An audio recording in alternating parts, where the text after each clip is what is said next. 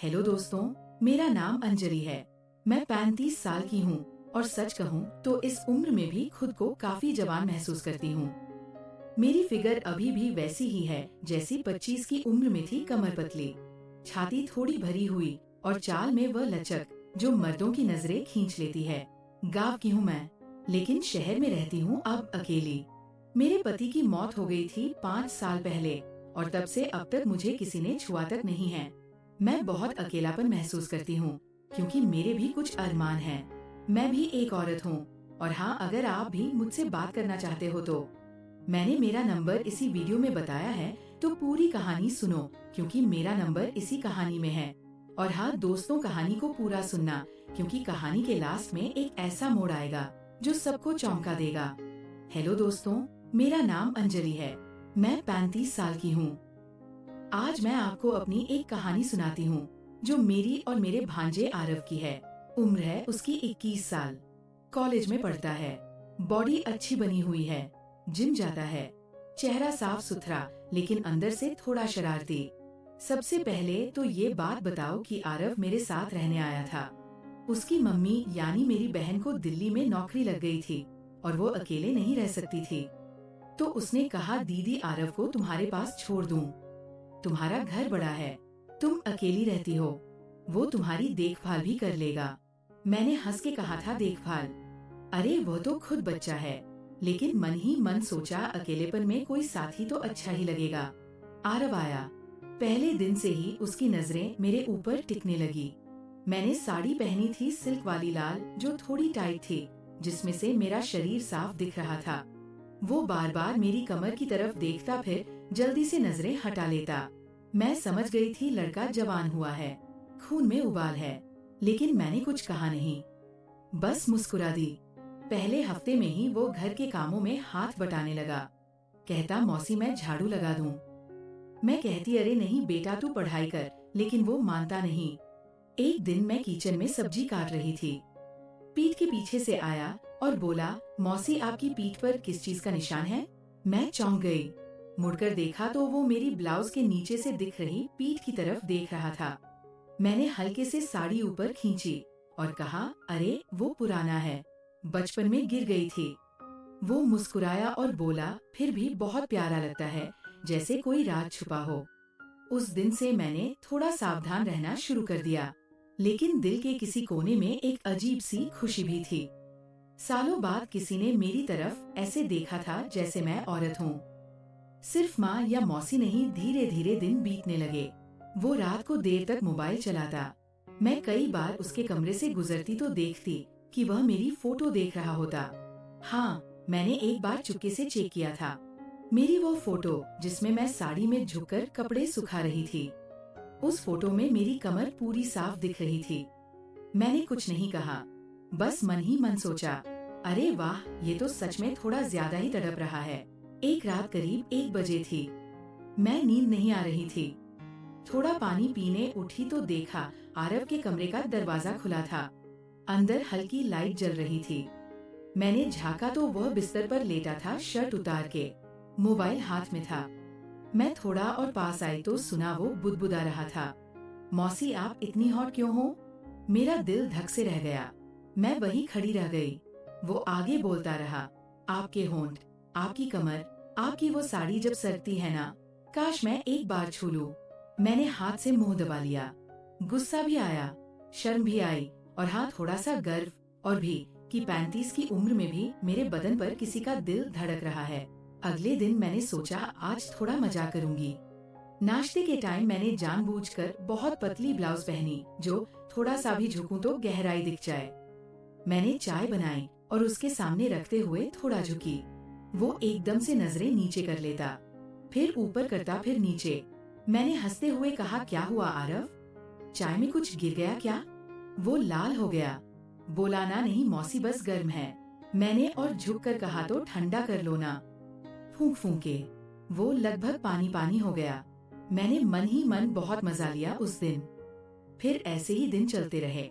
वो मेरे कपड़े धोने में मदद करने लगता, मेरी ब्रा पेंटी सब हाथ से धोता। मैं कहती, अरे छोड़ना, मैं खुद कर लूंगी। वो कहता, नहीं मौसी आप थक जाती हो। एक दिन मैंने उसकी शर्ट धोते हुए उसकी जेब से एक कागज निकाला। उसमें लिखा था मौसी की कमर 28 इंच, मौसी के होंठ गुलाबी, मौसी की आंखें जब नीचे देखती हैं तो दिल धड़कता है। मैं हंस पड़ी, लेकिन साथ ही थोड़ा डर भी लगा। ये लड़का सच में बहुत दूर तक सोच रहा था। फिर एक शाम बहुत अजीब शाम थी। मैंने नहाने के बाद तौलिया लपेट रखा था, बाल धो रही थी, पानी गिर रहा था। आरव बाहर से आवाज लगा रहा था, मौसी, मैं अंदर आ जाऊं? टॉवल गिर गया है बाहर। मैंने हंसते हुए कहा, अरे आजा, मैं तो तैयार हूँ। वो अंदर आया। मैंने सिर्फ तौलिया लपेट रखा था, जो बहुत छोटा था। वो एकदम से ठिठक गया। उसकी आंखें मेरे पैरों से लेकर कंधों तक घूम गई। मैंने कहा, क्या देख रहा है? टॉवल तो उठा ले। वो झुका, टॉवल उठाया, लेकिन उसकी नजर मेरे घुटनों के ऊपर वाली जांघ पर अटक गई। मैंने हल्के से तौलिया नीचे खींचा। वो एकदम से उठा और बोला, मौसी आप बहुत बहुत बहुत। क्या? मैंने आंख मारते हुए पूछा। बहुत खूबसूरत। वो बोलते बोलते रुक गया। उस रात मैं सोचती रही, क्या मैं सच में उसे रोक पाऊंगी, या मैं भी कहीं ना कहीं चाह रही हूँ कि ये सब आगे बढ़े। अगले कुछ हफ्तों में हम दोनों के बीच एक अजीब सा खेल चलने लगा। वो मेरे करीब आता, मैं हल्के से पीछे हट जाती। वो मेरे बालों को छूने की कोशिश करता। मैं हंस के कहती, अरे ये क्या कर रहा है? वो मेरे कंधे पर हाथ रखता। मैं उसे हटा देती, लेकिन इतनी जोर से नहीं कि वो समझ जाए कि मैं सच में नाराज हूँ। एक दिन मैंने जानबूझकर उसके सामने अपनी साड़ी का पल्लू सरका दिया। वो एकदम से मेरी तरफ देखने लगा। मैंने कहा, क्या हुआ? कुछ चाहिए? वो बोला, मौसी आप जानबूझकर मुझे तड़पा रही हो ना? मैं हंसी और बोली, तड़पना अच्छा लगता है ना तुझे? वो चुप हो गया, लेकिन उसकी आंखों में एक नई आग दिखी। फिर धीरे धीरे बातें गहरी होने लगी। वो मुझे रात में मैसेज करता, मौसी सो गई? नहीं, सो नहीं पा रही। क्यों? तेरे ख्याल आ रहे हैं। वो एकदम से ऑनलाइन हो जाता। फिर पूछता, कैसे ख्याल? वैसे ही जो तू सोचता है। वो लिखता, मैं तो बहुत गंदे ख्याल सोचता हूँ मौसी। मैं लिखती, गंदे ख्याल अच्छे होते हैं, बस ज्यादा दूर तक मत जाना। जब आरव मेरे घर आया था तो पहले महीने तो सब सामान्य सा लगता था। वो सुबह उठता, जिम जाता, कॉलेज जाता, शाम को लौटता। मैं घर संभालती, खाना बनाती, उसकी तारीफ करती कि वाह आज कितना अच्छा बनाया दाल।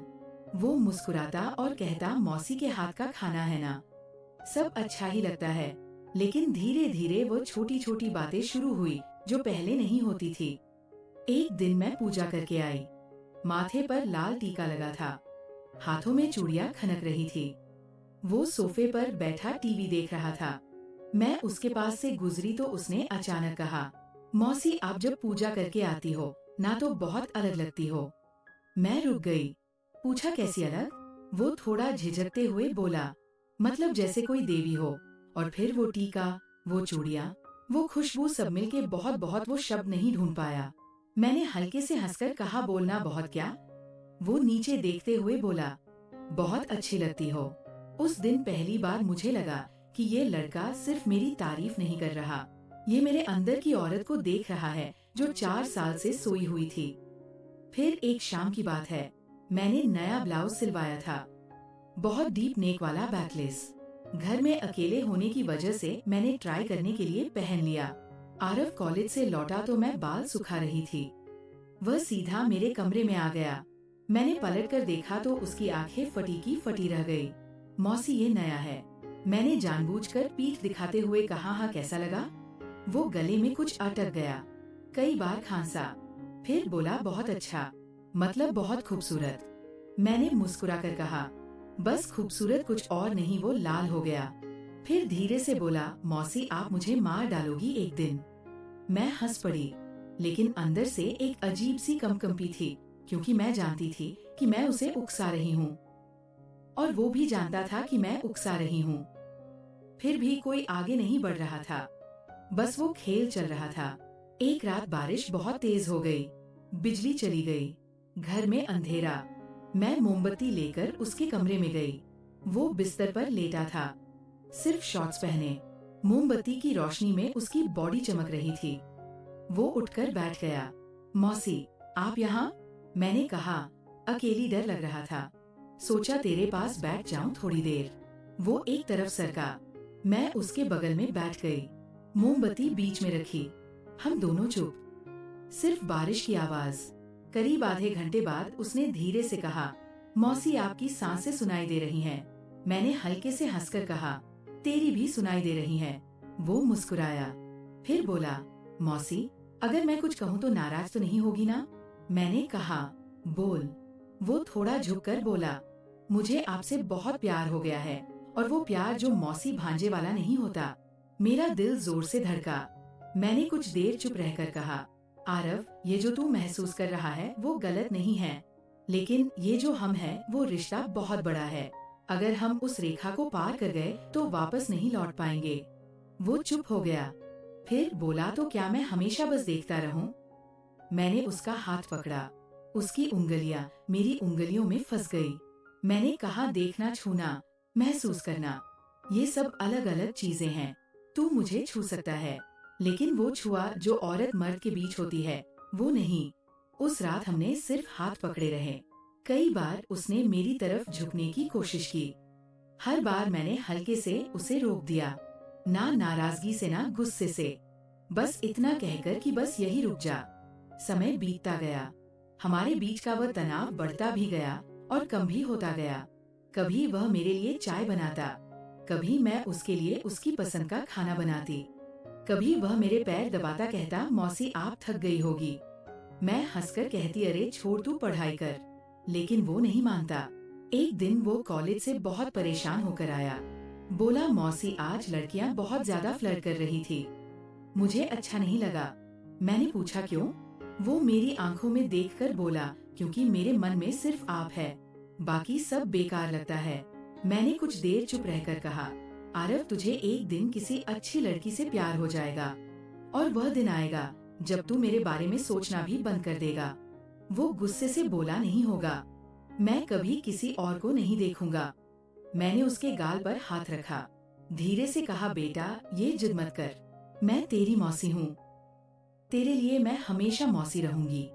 लेकिन अगर तू किसी और को अपना बना लेगा तो मैं सबसे ज्यादा खुश होंगी। वो रो पड़ा, मैंने उसे गले लगा लिया। उस दिन पहली बार मैंने भी आंसू रोए, क्योंकि मैं जानती थी कि मैं उसे रोक रही हूँ और वो मुझे रोक रहा है। फिर धीरे धीरे उसने अपनी जिंदगी बनानी शुरू की। कॉलेज खत्म हुआ, इंटर्नशिप शुरू हुई, फिर नौकरी। वो ज्यादा व्यस्त होने लगा, लेकिन मेरे लिए समय निकालता रहा। कभी कभी रात को देर से आता, मैं उसके लिए खाना गर्म रखती। वो खाता और कहता, मौसी आप नहीं होती तो मैं क्या करता? मैं हंसकर कहती, किसी और के लिए खाना गर्म रखती। वो झट से कहता, नहीं सिर्फ मेरे लिए। हम दोनों हंस पड़ते। फिर एक रात वह मेरे कमरे में आया, मैं बिस्तर पर लेटी थी, सिर्फ नाइट गाउन पहना था। वो दरवाजे पर खड़ा रहा। मैंने कहा, आजा, खड़ा क्यों है? वो पास आया, बिस्तर के किनारे बैठ गया। मैंने उसका हाथ पकड़ा, उसकी हथेली गर्म थी। मैंने कहा, आरव तू सच में मेरी तरफ आकर्षित है। वो चुप रहा, फिर बोला, हाँ मौसी, बहुत ज्यादा। मैंने उसका हाथ अपने गाल पर रख दिया, वो मेरे गाल को सहलाने लगा। मैंने आंखें बंद कर ली। उसका हाथ धीरे धीरे नीचे आया, मेरी गर्दन पर, फिर कंधे पर। मैंने धीरे से कहा, आरव बस यही रुक जा। वो रुक गया, उसकी सांसें तेज थी। मैंने आंखें खोली, उसकी आंखें लाल थी। वो बोला, मौसी मैं मर जाऊंगा अगर ऐसा ही चलता रहा। मैंने हंसते हुए कहा, मर मत जाना, अभी तो बहुत कुछ बाकी है। फिर मैंने उसे गले लगा लिया, सिर्फ गले लगाया। उसका पूरा बदन कांप रहा था। मैंने उसके कान में कहा, आरव मैं तेरी मौसी हूँ, तेरी माँ की बहन हूँ। हम दोनों के बीच जो भी है वो प्यार है, लेकिन वो प्यार जो औरत और मर्द के बीच होता है वो नहीं हो सकता। वो रो पड़ा, सच में रो पड़ा। मैंने उसके आंसू पोंछे, बोली, रो मत, मैं तेरे साथ हूँ हमेशा, लेकिन सिर्फ मौसी बनके। उस रात वो मेरे पास सोया, सिर्फ सोया। मैंने उसे सीने से लगाया, वह बच्चे की तरह सो गया। अगले दिन से सब बदल गया। वो अब मुझे सिर्फ मौसी कहता, मैं उसे सिर्फ भांजा। लेकिन उस प्यार में एक गहराई थी, एक ऐसा रिश्ता जो ना तो शारीरिक था ना ही सिर्फ पारिवारिक। वो कुछ और था, शायद आत्मा का समय बीता। आरव ने पढ़ाई पूरी की, नौकरी लगी। एक दिन वो मेरे पास आया और बोला, मौसी मैं शादी कर रहा हूँ। मैंने मुस्कुराकर कहा, बहुत अच्छा, लड़की कैसी है? वो बोला, आप जैसी थोड़ी कम उम्र वाली। हम दोनों हंस पड़े। शादी के दिन मैंने उसे आशीर्वाद दिया, उसके माथे पर तिलक लगाया, उसकी दुल्हन को देखा। बहुत प्यारी थी, लेकिन मेरी नजर आरव की आंखों पर थी। वो आंखें अब भी वही थी, जिनमें मेरे लिए एक अलग सा प्यार था। शादी के बाद वो अपनी पत्नी के साथ चला गया, लेकिन हर महीने फोन आता, कहता, मौसी आपकी याद बहुत आती है। मैं कहती, मुझे भी तेरी याद आती है बेटा। आज भी वह आता है, मैं उसे गले लगाती हूँ। वह मेरे कंधे पर सिर रख देता है और हम दोनों चुप रहते हैं, क्योंकि कुछ बातें शब्दों में नहीं कही जाती। तो ये थी मेरी और मेरे भांजे आरव की कहानी। ना कोई गंदा अंत, ना कोई गंदा मोड़, बस एक औरत और एक लड़के का वो रिश्ता जो समाज नहीं समझता, लेकिन दिल बहुत अच्छे से समझता है। जो सोच रहे थे कि कुछ और होगा, वो नहीं हुआ, लेकिन जो दिल से सुनेंगे उन्हें पता चलेगा कि सच्चा रिश्ता कितना कीमती होता है। तो दोस्तों, कहानी आपको कैसी लगी कमेंट करके जरूर बताएं। और अगर आप चैनल पर पहली बार आए हो तो चैनल को सब्सक्राइब कर अपना प्यार जरूर दिखाना। मिलती हूँ एक ऐसी नई वीडियो के साथ।